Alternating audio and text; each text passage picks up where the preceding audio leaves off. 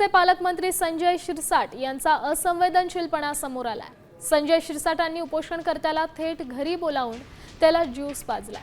शेतकरी कर्जमाफीच्या मागणीसाठी कन्नडमध्ये 10 ऑक्टोबरपासून संदीप सेठींचं उपोषण सुरू होतं। पालकमंत्र्यांच्या बिझी शेड्यूलमुळे त्यांना कन्नडला येणं शक्य नसल्याचं उपोषणकर्त्यांनाच संभाजीनगरला पालकमंत्र्यांच्या घरी आणा असा निरोप देण्यात आला।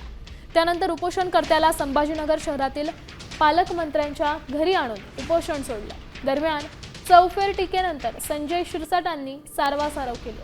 उपोषणकर्त्यांच्या मागणीवरून त्याला घरी बोलावलं होतं असं त्यांनी म्हटलं।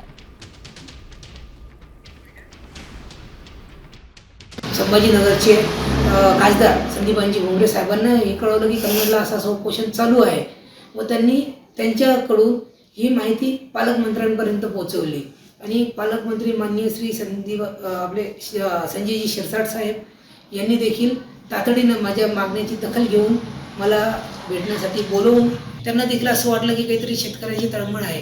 त्यामुळं काल माझं हे आंदोलन त्यांच्या इथं आम्ही स्थगिती केलं। शेवटच्या दिवशी जेव्हा उपोषण सोडायचं होतं त्या दिवशी त्यांनी स्वतः विनंती केली आमच्या तहसीलदारांना की मला उपोषण पालकमंत्र्याच्या हस्ते सोडायचं आहे आणि मला संभाजीनगरला जायचं आहे।